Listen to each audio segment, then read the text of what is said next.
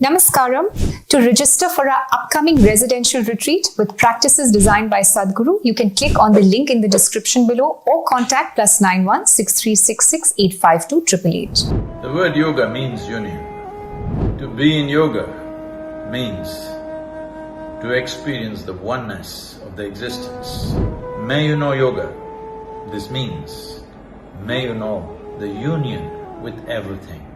And in this union, there's enormous bliss and ecstasy.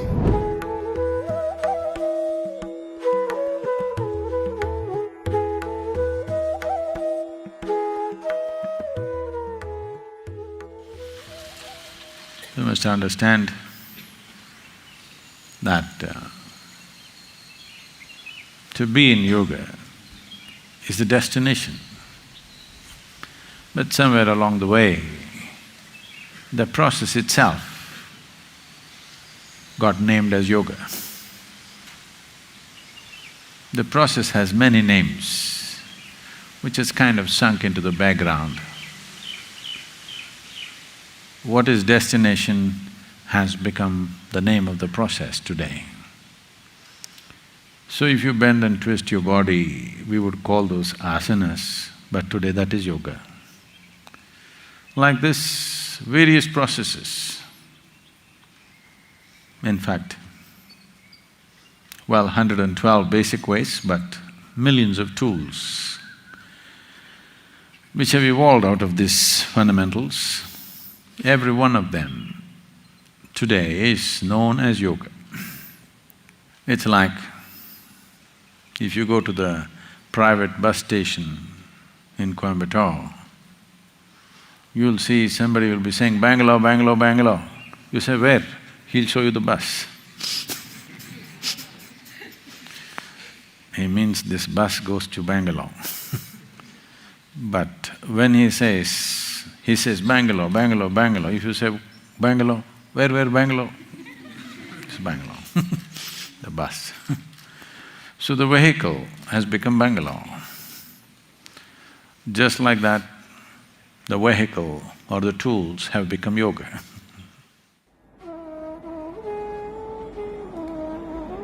To be in yoga means to experience the oneness of the existence. The word yoga means union. This essentially means that the fanciful idea of our individuality is consciously dissolved or kept aside to experience the way existence is happening right now. Well, you can go into molecular physics, atomic physics and talk about oneness, but that is beyond your experience right now. The simple way to look at it is, you're sitting here thinking that I'm an absolute individual, maybe you versus the world right now. If you just block your nostrils, you know you cannot exist beyond 2 minutes. Because you're breathing the air. This means in some way the world is circulating through you. If you don't eat for 10 days, then you know you cannot exist. The very soil that you're walking upon, you're consuming, holding it to the extent that possible and recycling it, this is happening within you. So the water that you drink, the food that you eat, the air that you breathe itself is telling you are one with the world around you. And the world, our world, planet Earth, is not existing by itself. Without the sun and the moon and the various other things, it cannot stay. And the solar system is held together by the entire galaxy or the whole cosmos. There is no way anything can happen here as an individual. But somehow human beings with limited amount of perception have come to this fanciful idea of individualism. Your individuality is a privilege granted to you by existence. Enjoy the privilege, but do not fortify it to suffocate yourself. If you fortify or concretize your individuality, you end up suffocating your life. May you know yoga. This means, may you know the union with everything.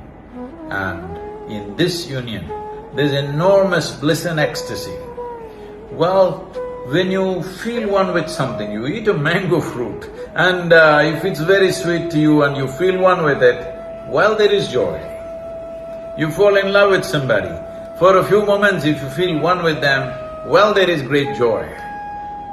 For a few moments, if you know oneness with anything, whether it is human beings or animals or plants or even inanimate substances, you will notice a great sense of joy. If you dissolve your individual nature and allow yourself to be one with the larger cosmos, which is what the entire technology of yoga is about, how to wear down your individuality so that you become porous enough to enjoy the union with the whole cosmos. This is my wish and my blessing. Every human being should know this. It is not alien to you. It is already so. It is just that you are not aware or conscious of it. Of all the things in the world, of all the things that a human being can do,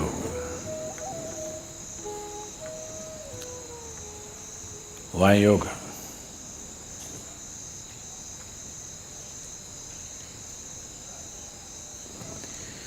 Everything that human beings can do is essentially an expression of who they are. Somebody sings a song, somebody dances, somebody writes a book, somebody paints a picture. Whatever else we do is an expression of who you are. You may be conscious of it, you may be unconscious of it, but still everything that you say, everything that you do, everything that comes out of you is essentially an expression of who you are.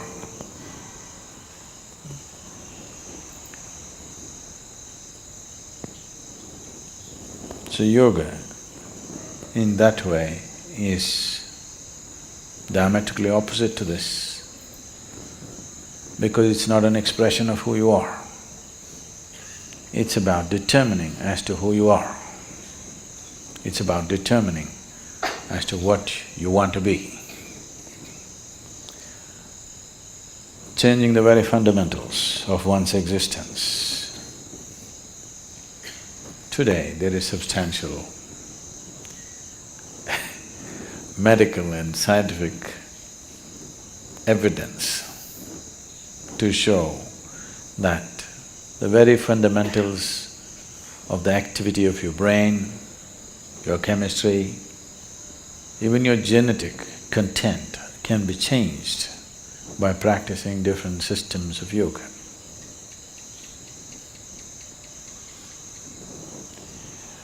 This needed no confirmation because we've always witnessed this. But today there is scientific data to prove this. So this is not an expression of who you are, this is about determining the nature of who you wish to be, changing the fundamental ingredients which has made you who you are.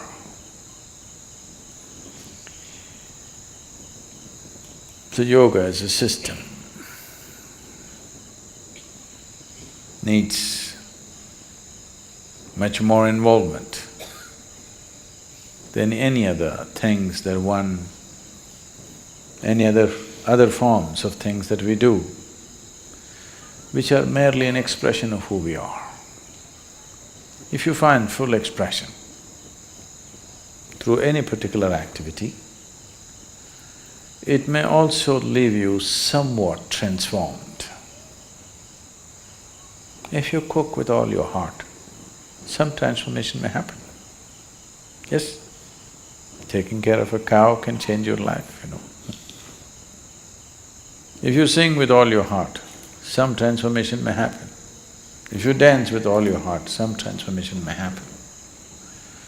But that is only a certain impact that is happening because of absolute involvement in a particular activity. But essentially that activity by nature is an expression of who you are. It is not determining the nature of who you are. So when we transform our activity not as an expression of who we are, because who wants to find expression like this in the morning? Definitely not, isn't it? So, it is not an expression, it is a method, it is a means, it's a technology through which you can change the shape of who you are. Literally also, otherwise also. You can change the very shape of who you really are right now. That can be transformed. Because who you are right now as a person is a combination of things. Genetic material, before that, the karmic substance that you carry. Because of that, you chose a certain womb, so the genetic material. And since the moment you were born, whatever kind of impressions that have gone into you in the form of variety of experiences, situations, thoughts, emotions, relationships, associations, whatever else you have imbibed, all these things make you a certain kind of person. When you say, I am a certain kind of person, what you're saying is, I have this kind of compulsions. When you say, I am this kind of person, what you're saying is, this is the kind of compulsions that I identify myself with, so I am this kind of a person. People, it's a very Western thing, but it's very much there in India today, because a lot of Indians are far more Western than West. If you go all the way west, you come back to India. So they are much more Western than Westerners are today. So people say, I'm a morning person, I'm an evening person. So what they mean is, morning, I cannot wake up in the morning. That means I'm an evening person. I can't stay awake in the evening, so I'm a morning person. So there are chapati people, there are rice people, there are dosa people, there are idli people, all kinds. So, what kind you are is essentially a certain type of compulsions. So you set yourself into the process of yoga because you don't want to be this kind or that kind. That you will be the kind that you're required to be in a particular moment. If it's morning, you're a morning person. If it's evening, you're a evening person. If you're not required to be a person, you're not a person. That is, you become flexible. This flexibility, we start working with your body to start with. Afterwards, it should come to every aspect of your life. Your physical structure, your psychological structure, your emotional structure, your karmic structure, everything should become flexible, that it can be whatever it is required to be. It is not stuck being this way or that way. So yoga as a process, yoga as a method, yoga as a technology, yoga as a science is essentially to break the limitations of a certain concretization that happens, which we call as personality. To evolve from being a person to a presence. If you're a person, that means you have made a shell out of yourself. You formed a shell, within that shell only you can operate. If you break this shell, you will no more be a person, but simply a presence. As life is, as God is, just a presence. If it can be encased in a shell, it becomes a person. So yoga means slowly you're working on making the shell thinner and thinner, more and more porous, that one day you can exist without a shell.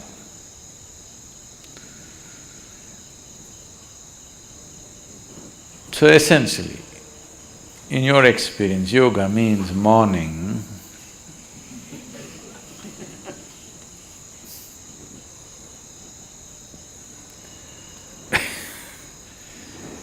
Why the sadhana, the way it is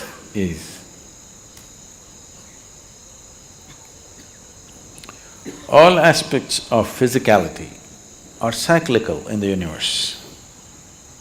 Planets are going around the sun, the solar system are moving, everything in the galaxy, in the cosmos is cyclical.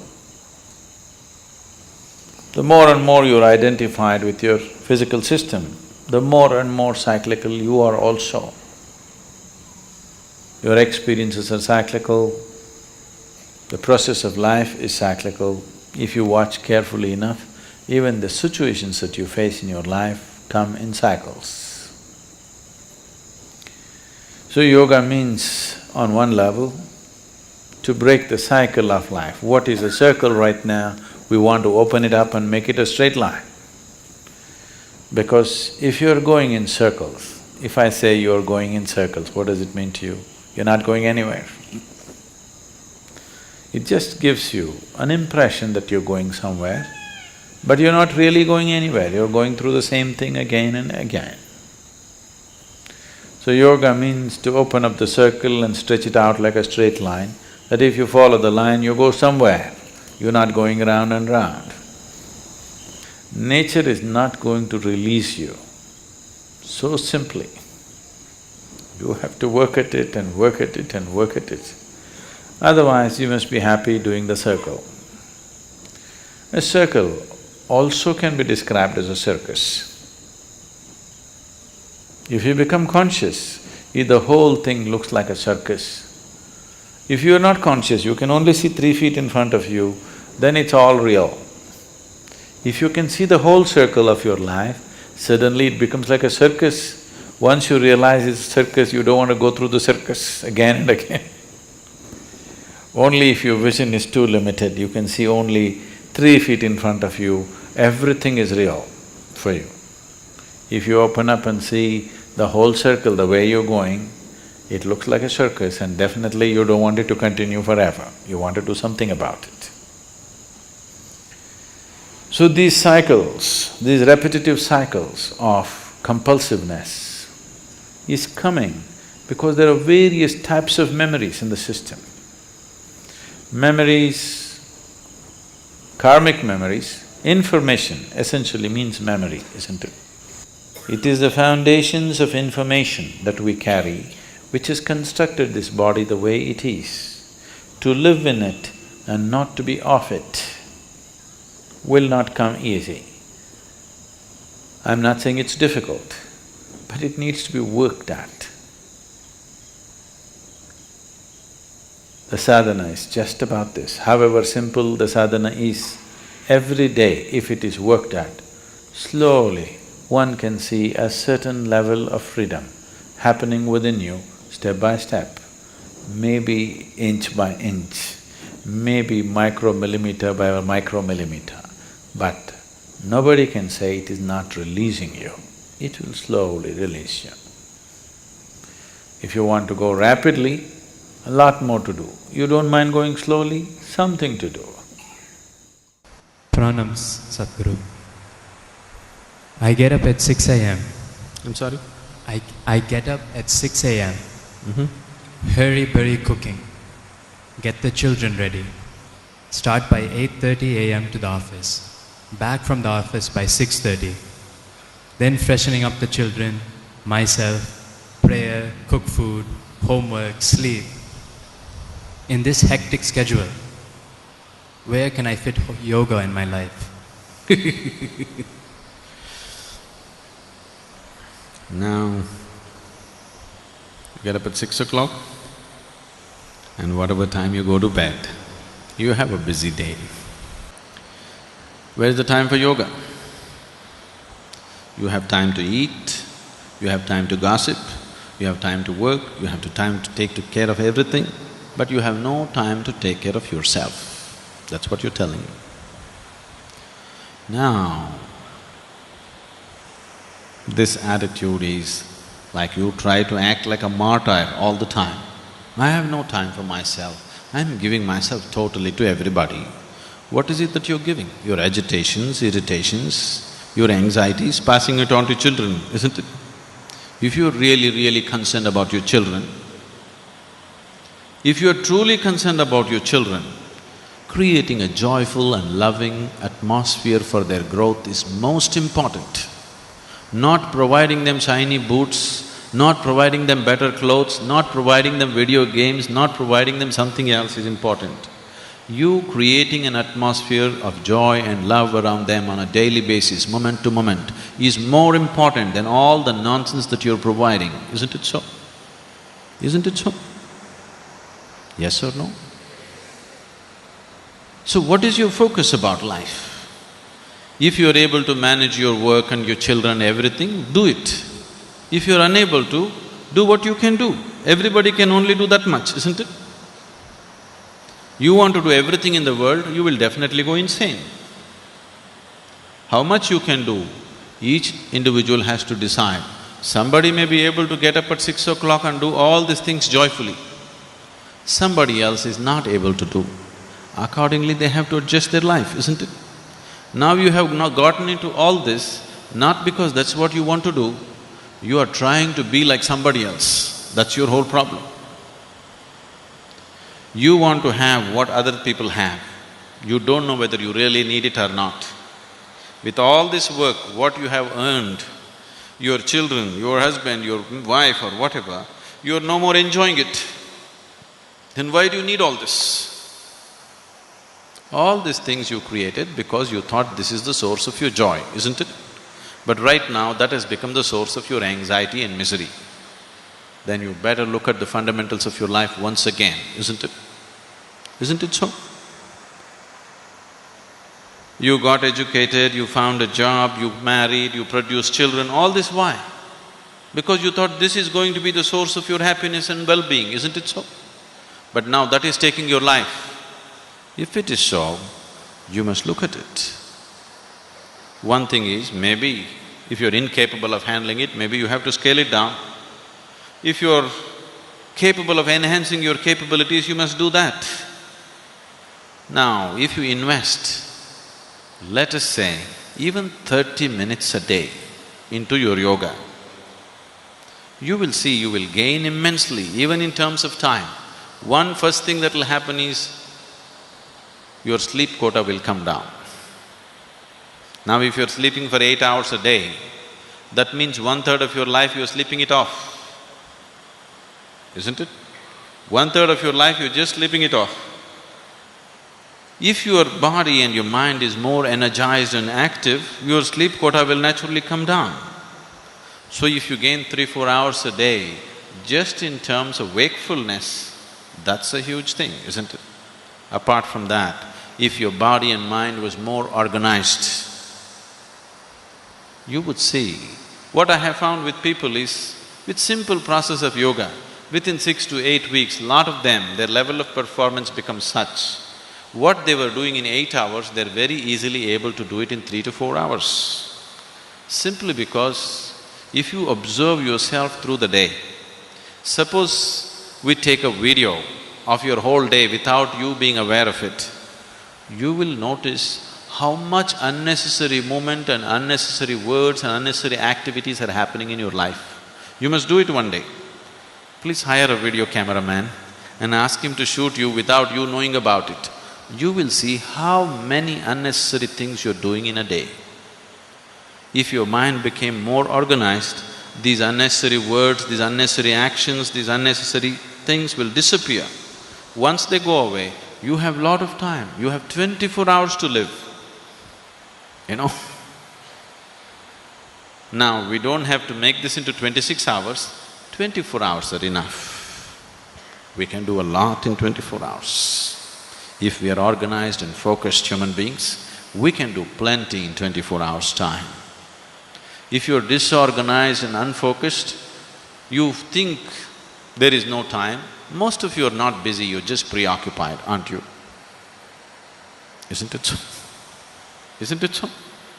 Just too much preoccupation in the mind.